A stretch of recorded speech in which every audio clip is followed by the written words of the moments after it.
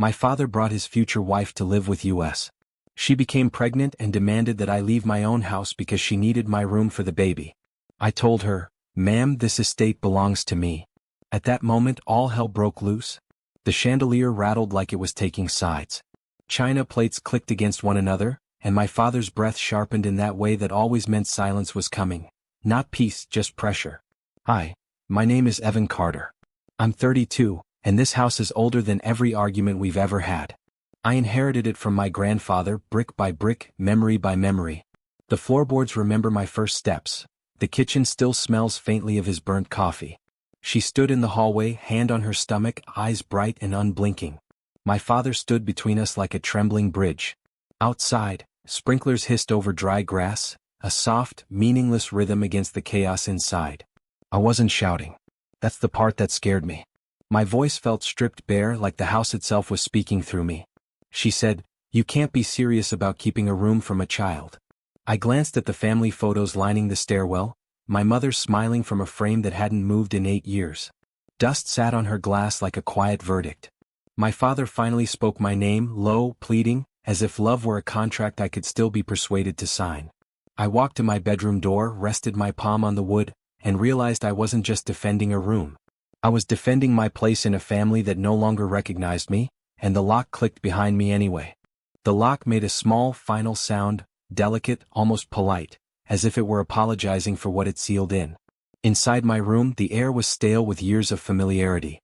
My desk lamp hummed, a thin electrical tremor that felt louder now that the house had gone quiet. Through the wall, I could hear her voice, low, measured, and my father answering in fragments like a man walking on broken glass. I sat on the edge of my bed and stared at the single crack running across the ceiling. It had been there since childhood, a thin fault line I used to trace with my eyes when I couldn't sleep. Tonight it felt like a map of where everything had split. On my nightstand lay my grandfather's pocket watch. I picked it up. The ticking was steady, stubborn, unbothered by the storm outside my door. Every second felt like a footprint moving farther from the life I thought I had. The hallway floor creaked. I didn't open the door. Instead, I walked to the window. The sprinklers were still running, bending the lawn into dark, shimmering bows. Water slid down the glass and blurred the porch lights until they looked like drowning stars.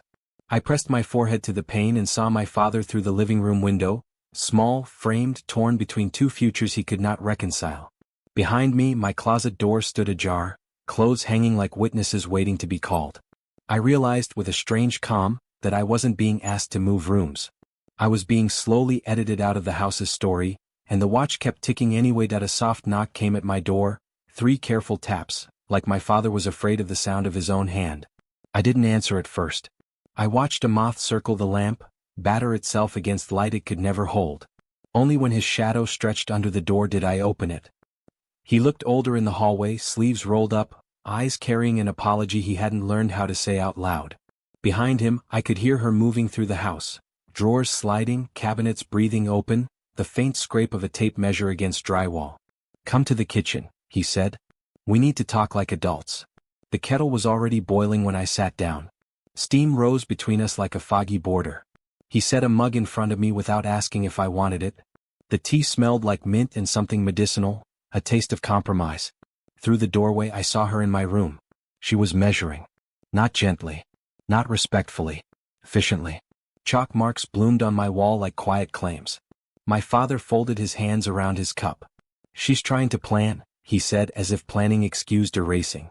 I thought of my grandfather's watch ticking in my pocket, stubborn and steady. I slid it onto the table between us. The sound filled the kitchen, louder now, impossible to ignore. He looked at it, then at me, and flinched like he'd touched something hot. Outside, a sprinkler sputtered to a stop, leaving the yard breathing in silence. In that moment, I realized the house wasn't choosing sides. It was listening, and I had just started speaking in a language no one could pretend not to hear. That night, I couldn't sleep in my own bed. Not because I was afraid, but because every sound in the house felt unfamiliar. The refrigerator clicked differently. The stairs sighed in a new rhythm. Even the clock in the hallway seemed to tick with her timing instead of ours. At 2:17 a.m., I stood barefoot in the dark kitchen, palms resting on the cold marble island my grandfather installed after my mother died. Moonlight spilled through the window, turning the countertop silver. I poured myself a glass of water and watched tiny ripples tremble at the rim. Down the hall, a door opened. Her silhouette moved quietly toward the living room, one hand on her back, the other brushing the wall like she was learning the house by touch. She paused beneath my mother's portrait. For a moment, she didn't look like an intruder, just a tired woman carrying a future too heavy for one body. I felt something uncomfortable twist inside me, not anger, not pity, something messier. I turned away before she could see me. Back in my room, the walls already felt thinner, as if memory were beginning to peel. I sat on the floor with my back against the bed and opened my grandfather's watch again. The ticking was slower now, steadier, like breathing. Outside, dawn crept in as a pale bruise along the horizon. I understood then that this wasn't only about a bedroom. It was about who got to shape the story of this house, and I was quietly deciding that silence would no longer be my language. Morning arrived like a camera pulling slowly into focus. Sunlight slid across the hallway floor, catching every dust particle in a gold haze. The house smelled different, fresh paint samples, floral soap, and something sweet baking in the oven. Familiar but not mine. I found my father at the front porch steps, staring at the yard as if it were a problem he could mow into obedience. His coffee sat untouched beside him, steam thinning into the air. "Did you sleep?" he asked without looking at me. I didn't answer. Instead, I watched a cardinal land on the railing, its red impossibly bright against the peeling white wood. It stayed for 3 seconds, then vanished. Inside I heard her laugh. Not sharp this time. Almost warm. She was arranging furniture in the living room, dragging the old sofa inches at a time, testing how the light moved across it. My mother's photograph had been shifted, not removed, just angled differently as if reframed. Something in my chest tightened. I walked back inside and stood in my doorway. The chalk marks were gone. In their place lay a neat stack of folded baby clothes on my bed, pale blue, impossibly small, painfully real. My name was written on a sticky note beside them. "For storage, if you're okay with it." I sat down hard. The pocket watch ticked in my hand, louder now, almost insistent. In that moment I realized she wasn't only claiming space, she was inviting negotiation I had never been offered before. And I wasn't sure which felt more dangerous, fighting her or accepting that the house was already changing without my permission. I carried the baby clothes downstairs in silence. They were lighter than they looked, cotton soft, weightless but somehow heavy enough to bend my shoulders. In the kitchen, she stood at the stove stirring something that smelled like cinnamon and butter, a comfort I hadn't tasted in years. She turned when she heard my footsteps. For a moment neither of us spoke. The wooden spoon hovered above the pan, dripping slow, golden syrup. "I didn't know where else to put them," she said, not defensive, just careful, like a person stepping onto thin ice. I set the clothes on the counter between us. The tiny sleeves brushed my wrist, cool and delicate. Up the hall, I could hear my father moving boxes, breathing hard, pretending not to listen. She wiped her hands on a towel and met my eyes straight on. "I'm not trying to erase you," she said. The sentence landed quietly, but it cracked something open in me.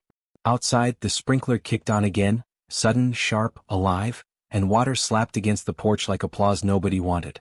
I thought of my mother's photo upstairs, tilted but still watching.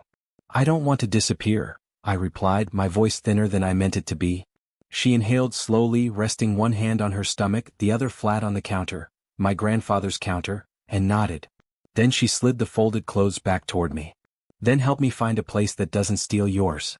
For the first time since she arrived, the house felt like it was holding its breath with me, and I realized the real battle was no longer about a room, but about whether I was brave enough to share a life I had been guarding alone. We spent the afternoon in the attic. Dust floated like slow snow in the slanted light, and every step made the old beams murmur beneath us. My father climbed first, breathing hard, while she followed carefully, one hand on the rail, the other steady on her stomach. I came last, carrying my grandfather's pocket watch like a small compass. Boxes were stacked in crooked towers, years of things nobody had been brave enough to sort. My mother's old sketchbooks lay open on a trunk, pencil lines frozen mid-breath. The air smelled like cedar, rain, and memory. She stopped in front of a narrow window that overlooked the backyard. From here the yard looked gentler, smaller, softer, like a story instead of a battlefield. "This space could be beautiful," she said quietly. My father stared at the sloping ceiling, already calculating beams, paint, possibilities. Hope flickered across his face in a way I hadn't seen since before my mother died. I sat on the dusty floor and opened the watch. The ticking echoed strangely in the rafters. Not urgent, not angry, just steady, like a heart learning a new rhythm. She knelt beside me, slower now, eyes gentle. "I don't want your room," she said. "I want a home where you still belong." For a moment, I saw the future layered over the present. A crib by the window, light falling across old wood, laughter climbing these stairs instead of arguments. Outside, the cardinal returned and perched on the roofline, bright and still as if waiting for a decision. I closed the watch and felt something unclench inside my chest. Up here, above the house's old scars, I realized I wasn't losing a place. I was being invited to build one that could hold more than just my grief. And the attic, dusty and patient, began to feel like the quiet beginning of something we hadn't dared to imagine together. By evening the house felt different, not renovated, not finished, but awake. We stood together in the attic while the sun slid low, turning dust into amber. My father leaned against a beam he had just marked with chalk, careful, respectful. She rested in a wicker chair we'd carried up, one hand on her stomach, the other loosely wrapped around my wrist. Downstairs, the sprinkler clicked off and left the yard breathing in deep, green silence. I walked to the narrow attic window and set my grandfather's pocket watch on the sill. The glass caught the last light of day, bending it into a soft halo around the ticking face. For the first time it didn't feel like a relic, it felt like a bridge. She joined me at the window. "Your grandfather built this house to last," she said. "Not to close." I thought about that all the way down the stairs. At dinner we ate together at the long table, the same table that once felt like a courtroom. My father told a small story about my mother that made all of us smile. No tension. No borders. Just breathing room. Later, alone in my room, I didn't feel crowded, I felt chosen. I moved my bed 2 inches from the wall so light could slip behind it, like an invitation. The walls, once tight with memory, seemed to widen. Before sleeping, I placed the watch back on my nightstand. Its ticking was quieter now, not because time slowed but because I had finally stepped into it. The attic window glowed faintly above us, and I understood the quiet justice of what had happened. I hadn't lost my house. The house had simply learned how to hold more love than I ever dared to believe it could.